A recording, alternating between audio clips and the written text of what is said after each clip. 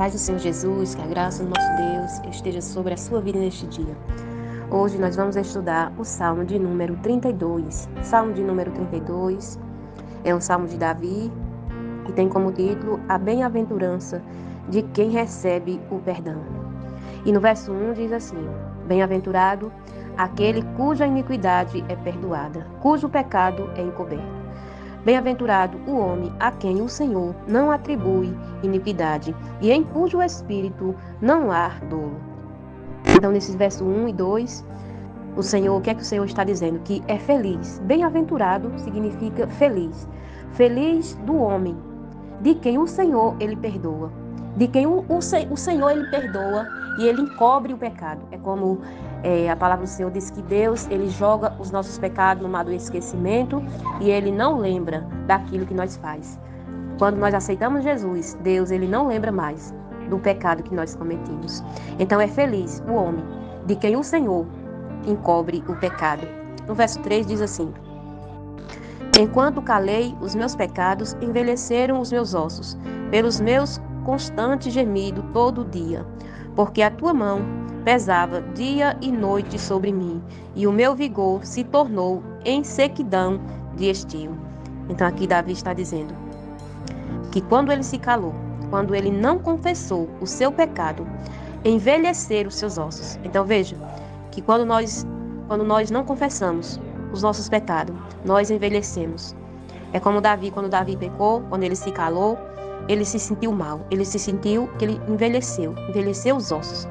Então, que nós devemos estar sempre contando os nossos pecados, confessando para o nosso pastor, porque assim, quando a gente confessa para a liderança, confessa para Deus, Deus, ele perdoa. Glória a Deus. No verso 4, diz assim, no verso 5 diz assim: confessei-te o meu pecado e a minha iniquidade não mais ocultei. Disse: confessarei ao Senhor as minhas transgressões, e tu perdoaste a iniquidade do meu pecado. Então aqui ele está falando mais uma vez que ele confessou o pecado dele ao Senhor e Deus perdoou. Porque quando nós confessamos, nós alcançamos misericórdia do Senhor. Glória a Deus. No verso 6 diz assim: sendo assim, todo homem piedoso te fará súplicas. Em tempo de poder encontraste, com efeito, quando transbordarem muitas águas, não atingirão. Então Davi está dizendo aqui que um homem piedoso, um homem que ele confessa o pecado a Deus, que ele suplica a Deus, então quando ele estiver passando por muitas águas, quer dizer, por muitas tribulações.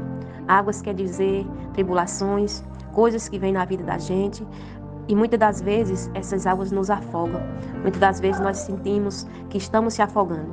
Mas aqui o Senhor diz que aquele que suplica ao Senhor, aquele que está ali confessando ao Senhor, pedindo a misericórdia de Deus, Deus vai proteger. Deus, ele diz, por mais que as águas transbordem, mas vocês não serão atingidos. Glória a Deus. E o verso 7 diz assim: tu és o meu esconderijo, tu me preserva da tribulação e me cerca de alegres cantos de livramento. Então aqui Davi está dizendo que o Senhor, ele é o esconderijo. Se o Senhor, ele é o nosso esconderijo, então sempre está nos preservando da tribulação, nos guardando da tribulação. E o verso 8 diz assim: instruí-te e te ensinei o caminho que deves seguir, e sobre as minhas vistas te darei conselho. Então o Senhor sempre ele vai ensinar o caminho certo para nós seguir. Sempre o Senhor tem um caminho certo para que os servos deles andem pelo caminho certo. E o verso 9 diz assim: não sejais como cavalo ou mula, sem entendimento, os quais com freio e cabresto são dominados. De outra sorte, não te obedecerão.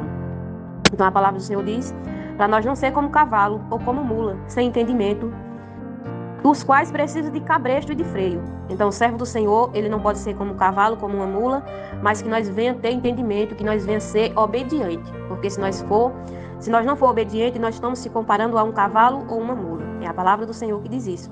Nós não devemos ser assim, como animais, porque nós somos seres humanos e o Senhor colocou entendimento para que nós venhamos obedecer a sua palavra. Glória a Deus. No verso 10 diz assim: muitos sofrimentos terá de curtir o ímpio, mas os que confiam no Senhor, a misericórdia os seguirá. Que verso bonito. Porque o Senhor diz que o ímpio, ele vai curtir o seu sofrimento, mas aqueles que confiam no Senhor, a misericórdia do Senhor os seguirá. E também a palavra do Senhor diz que as bênçãos do Senhor nos seguirá. Então, que bom que nós somos servos do Senhor e estamos na casa do Senhor, buscando o Senhor, e a misericórdia do Senhor, ela sempre nos alcança.